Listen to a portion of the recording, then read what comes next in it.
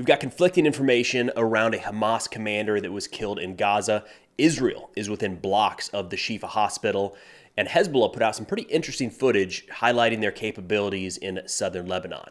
What's going on, everyone? Let's take a look at some updates as it relates to the ongoing war between Israel and Hamas. I'm recording this at 7 a.m. Central on Saturday, November 11, 2023, Veterans Day here in the United States, Remembrance Day in many places around the world. So to all of you who stepped up, answered the call, and served your country, thank you. Now, overnight, Al Jazeera updated their casualty information coming out of Gaza from the Gaza Health Ministry. They say that since October 7th, 11,078 Palestinians have been killed, including 4,506 women and 3,027 children. Additionally, they say that 27,490 total Palestinians have so far been wounded since October 7th. On the Israeli side, sticking with this graphic, it looks like Al Jazeera has not updated this graphic as much as they're updating the Palestinian side. So over the course of the past week or so, Israel has officially put out the names and images of 14 or 15 of their soldiers who have been killed during the ongoing fighting in Gaza. But if we go back a week with this Al Jazeera graphic, it still has 1,405 Israelis killed. So that number hasn't changed. They're not updating that for whatever reason. They have updated the injured number, which looks like has increased by about 150 over that same time period. We are not getting numbers of wounded soldiers formally released by the IDF. 150 in a week, given the scope of the operations in Gaza, not crazy. That seems like it could be relatively accurate. Now, during the course of military operations, Israel says that Ahmed Sayyam, the commander of Hamas's Nasser Radwan company, who is responsible for holding many of the Israeli hostages in Gaza, was killed. They say the airstrike took place at the Al-Barak school, where Sayyam and a number of other Hamas fighters were hiding alongside him. Now, we have a situation here that we haven't had often, which is footage coming out from the site of the strike after Israel announces it. So I'm going to try to show it here. We'll see if it ends up staying up or not. But there's a Palestinian that went into the Al-Barak school to take a video. The location of the strike, clearly this location has been attacked. And what it shows is just bedding and clothing strewn all across the ground. And the reporter here says that Sayyam was killed. So they confirmed that the Hamas commander was killed in this location. But he added that this was also a place where refugees had fled to and were currently hiding. Look, this is why Israel moving in on the ground throughout Gaza is going to be so important to actually rooting out Hamas. For one, you cannot ever definitively say that there are no civilians in a building when you go to strike that target. Just the nature of the beast. We learned this the hard way throughout Iraq and Afghanistan.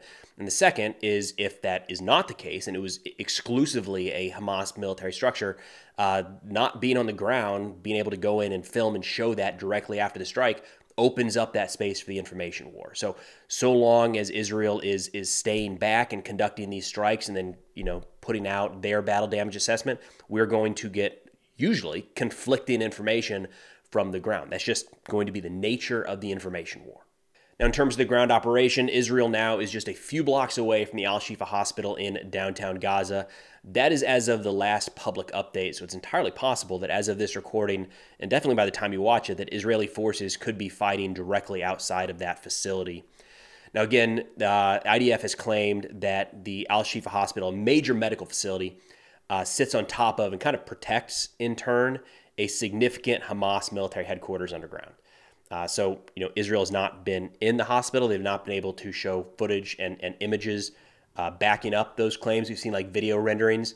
But as Israel moves into that facility, likely over the coming days, at least weeks, you got to expect that there's going to be a lot of evidence coming out from the Israeli side backing up those claims, because they are pretty substantial claims.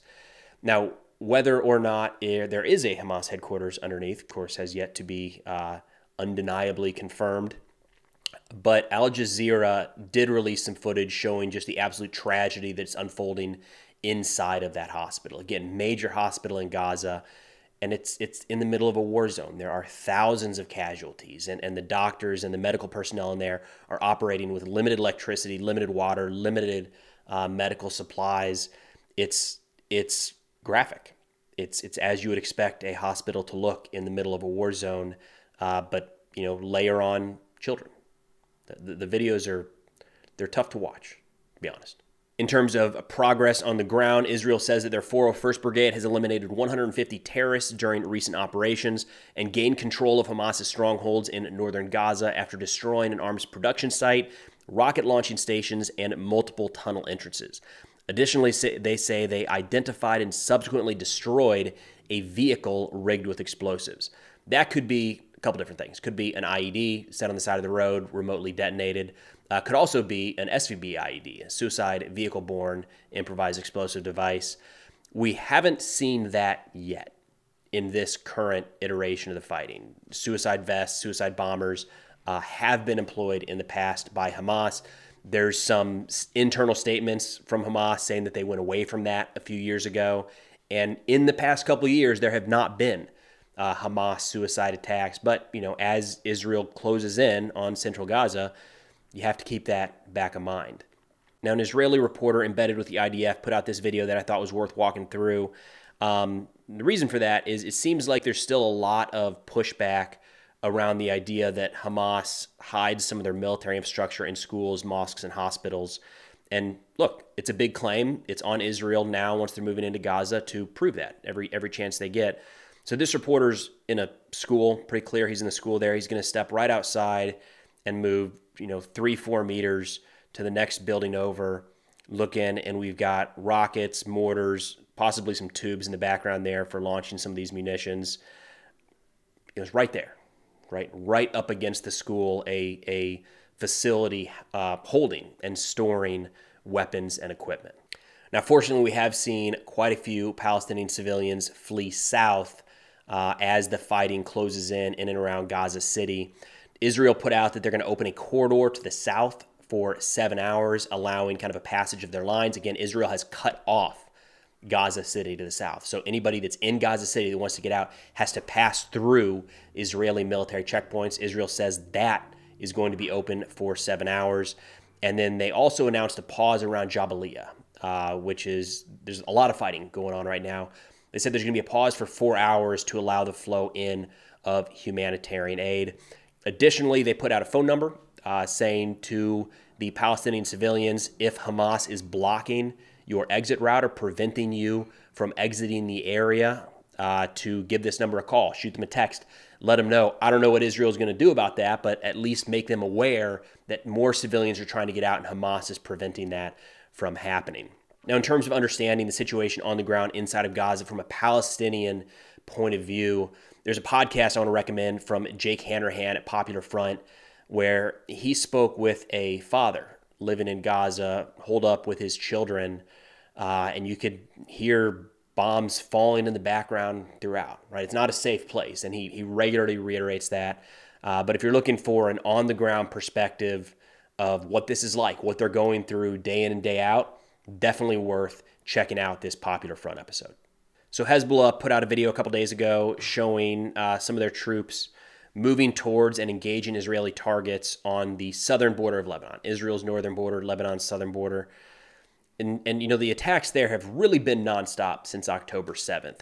Fortunately, they've been relatively small in scale. They're still wounding and killing Israelis in the north.